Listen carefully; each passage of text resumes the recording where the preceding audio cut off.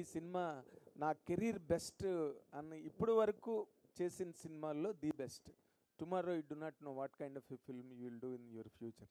Yes అండి, ఇప్పటి వరకు నేను చేసిన సినిమాలన్నీ ఒకటి, వృషకర్మ ఒకటి. That is not talking about after, that's what it is. కానీ ఈ సినిమా మీకు అంత ఇంప్రెషన్ మైండ్లో మంచి హిట్ సినిమాలు చేశారు మీరు over a period of time ever since your beginning. ఈ సినిమా మీకు ఎందుకు అంత మీ మీద అంత ఇంపాక్ట్ క్రియేట్ చేసిందండి? కార్తిక్ ఇచ్చిన నరేషన్ అండి. ఆ నరేషన్ తర్వాత that is the feeling I got. And సినిమాలో ఏదైతే ఎలిమెంట్స్ ఉన్నాయో, నా క్యారెక్టర్ ఒక ట్రెజర్ హంటర్గా, ఇవన్నీ చూస్తే నాకు ఇప్పటి వరకు అన్నీ కలిసి ఇలాంటి ఒక ఆపర్చునిటీ ఎప్పుడు రాలేదండి. So it has all the elements for a winner. And the story is, మీరు ఎంత ఎక్స్పెక్ట్ చేసినా it will be very fresh. You will be very shocked and excited.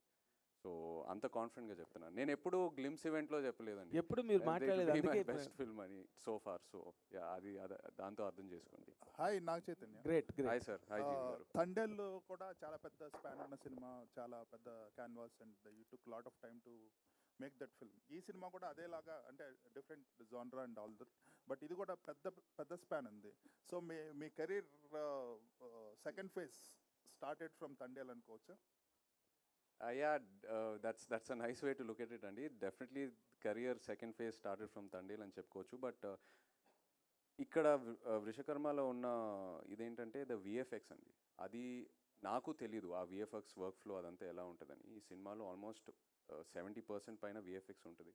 So ఆ విఎఫ్ఎక్స్ వర్క్ ఫ్లోతో వర్క్ చేయటం, and the amount of budget that the VFX demands. And అదే కాకుండా కార్తిక్ ఒక completely new world design చేశాడు. మీరు cave సెట్కి వచ్చారు, cave సెట్కి వచ్చి ఆ సెట్ని ఎక్స్పీరియన్స్ చేశారు. అదే కాకుండా నంబర్ ఆఫ్ సెట్స్ ఇలా ఉన్నాయి సినిమాలో. So it's a complete unique world that is build. So ఇవన్నీ చూస్తే అంటే Thandel is definitely one standard. I think this will surpass that for sure. Right. Karthik, జనరల్గా గ్లిమ్స్లో స్టోరీని రివీల్ చేయటం, లేదంటే విలన్ క్యారెక్టరైజేషన్ రివీల్ చేయటం ఇంత డీటెయిల్గా చేస్తారు. It is like showing a scene in the film. Glimpse అంటే టక్ అని ఫాస్ట్ ఫ్రేమ్లో వెళ్తుంటుంది. This one you held it and shown the characteristic of the evil character in the film.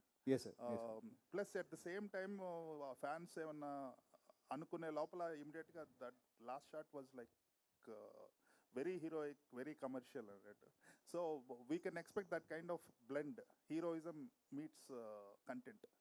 Yes sir డెఫినెట్గా ఉంటుంది. అంటే ఇప్పుడు మీరు అన్నట్టే, అంటే విలన్ని చూపించారు, ఒక ఇన్హ్యూమన్ లాంటి విలన్ని చూపించారు.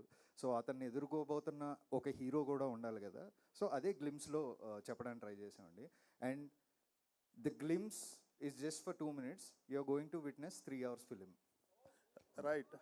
ఇంకోటి, గ్రాఫిక్స్ అనేది పెద్ద, it can make or break the film. మీరు సెట్స్ వేసి గ్రాఫిక్స్ని బ్లెండ్ చేయటం, నేను సెట్ కూడా వచ్చాను. So it is constructed in such a way that graphics can be seamlessly integrated into the visuals అనేసి. సో గ్రాఫిక్స్ పరంగా ఏమన్నా ఇబ్బందులు ఎదురవుతున్నాయి ఇప్పుడున్న ఫిల్మ్స్కి? అంటే ప్రీ విజువలైజేషన్ చేసుకోవాలి ఇటువంటి films, fantasy films or films with mythical story line. It is very difficult to execute at graphics level. దానికి మీకున్న ఛాలెంజెస్ ఏమొచ్చినాయి, ఎలా ఓవర్కమ్ చేశారు? అంటే డెఫినెట్గా మనకి అంటే ఇప్పుడు బాగా ఎక్స్ప్లోర్ అవుతున్నాం అండి. మనకి ఇంతకుముందు అంత అవేర్నెస్ లేదు ఆన్ విఎఫ్ఎక్స్ అండ్ ఆల్. ఇప్పుడు బాగా ఎక్స్ప్లోర్ అవుతున్నాం. అది పక్కన పెడితే లైక్ మేము ఈ కథ అనుకుని ప్రాజెక్ట్ స్టార్ట్ చేసినప్పుడే we have spent a lot on pre production. Lot of scenes మేము ముందే ప్రీ విజువలైజ్ చేసుకుని, సెట్స్ ఎలాగ వేయాలి అనేది చిన్న మినియేచర్స్ ప్లాన్ చేసుకుని. So each and every technician is involved in the story in the pre production. And to be frank, కథ చేస్తూ నేను స్క్రీన్ ప్లే రాస్తున్నప్పుడు ఐ ఇన్వాల్వ్డ్ ఎవ్రీ టెక్నీషియన్. ఇప్పుడు నాగేంద్ర గారు వచ్చారు, ఆయన వచ్చిన తర్వాత సెట్ డిజైన్ ఒకలా చెప్పారు. That set design has help me to develop a screen play also. In the same way when I spoke to Rajeev, ఆయన ప్రాజెక్ట్లోకి వచ్చిన తర్వాత సీజీ ఆస్పెక్ట్స్ గురించి, ఇందులో ఉన్న సీజీ ఎలిమెంట్స్ గురించి when I'm discussing with him. So when I understood how to achieve those CG elements in the film, then the story got evolved more. I mean, screenplay got evolved more. Alage each and every technician, editor avvachu, music director avvachu. So that's how it got evolved. And so we have done an immense pre-production for this, almost 1 year almost 1 year pre production జరిగింది. So challenges అంటే మెయిన్గా విఎఫ్ఎక్స్కి biggest challenge ఎక్కడ వస్తుంది అంటే time అండి. We have to give them time. So అందుకే మేము climax ఎప్పుడో ఫినిష్ చేసి వాళ్ళకి ఇవ్వడం జరిగింది, so that on time will get the best quality and output అని. బాబీ గారు ఇక్కడ టీం మొత్తం మాట్లాడుతూ కూడా లగ్జరీస్ అన్నీ కూడా కట్ చేసుకొని మరీ షూట్ చేసామని చెప్పారు. మీకు చెప్పినప్పుడు బడ్జెట్ ఎంత చెప్పారు? బడ్జెట్లో అయిందా? మీ బడ్జెట్ పరిస్థితి ఏంటి? అంటే ఇది కార్తీక్ కథ నరేట్ చేసినప్పుడు 4 hours నరేట్ చేస్తాడండి, నథింగ్ లెస్ దెన్ 4 hours. దాంట్లో మనం చూసుకోవచ్చు ఏది అన్నది. అది కొద్దిగా పెరగవచ్చు, కొద్దిగా తగ్గొచ్చు. బట్ నాగేంద్ర గారు కానీ లేకపోతే విఎఫ్ఎక్స్ వాళ్ళు కానీ కార్తీక్ కానీ we discuss a lot and how to achieve the best, ఎలా తెచ్చుకోవాలి ఎఫిషియెంట్ కానీ మేము ఎక్కువ డిస్కస్ చేస్తాం. దానికి అందరూ కోఆపరేట్ చేస్తాం, దాంట్లోనే వెళ్తాం. దాన్ని బట్టి కొద్దిగా పెరుగుతుంది లేకపోతే ఇది అవుతుంది. కానీ the thing in particular wastage ఏంటని ఏది చెప్పలేము. మేము what ever we spend is clearly visible on the screen. Okay, మొత్తం సినిమా చూస్తే కూడా మీకు అది అర్థం అవుతుంది. ఓకే. కార్తీక్ గారు అండ్ సారీ సార్, ఆయన నాగేంద్ర గారు లగ్జరీస్ అన్న పదం ఎందుకు వాడారంటే, అంటే రాత్రి పగలు కష్టపడి చేసాం కొన్ని ఎపిసోడ్స్ మేము అచీవ్ చేయడానికి, లేదా కొన్ని సెట్స్ మేము అచీవ్ చేయడానికి రాత్రి పగలు. అంటే లగ్జరీ అంటే ఆయన ఉద్దేశం మేము పడుకోలేదు, పని మీదే ఉన్నామని. మాకు శుభ్రంగా అన్ని లగ్జరీస్ ఉన్నాయండి. మేము Okay. కార్లో వస్తున్నాం, కార్లో చైతన్య గారు ప్రొడక్షన్ వెహికల్స్లోనే వెళ్తున్నాం. సో అంటే ఆయన లగ్జరీ అన్న పదం ఎందుకు వాడారంటే లైక్ స్లీప్లెస్ నైట్స్ కూడా ఉన్నాయి. Okay. సో అందుకే ఆయన మెన్షన్ చేశారు, ఈవెన్ చైతు గారిని కూడా చాలా ఇబ్బంది పెట్టాం నైట్ షూట్స్ ఎక్కువ పెట్టి అని.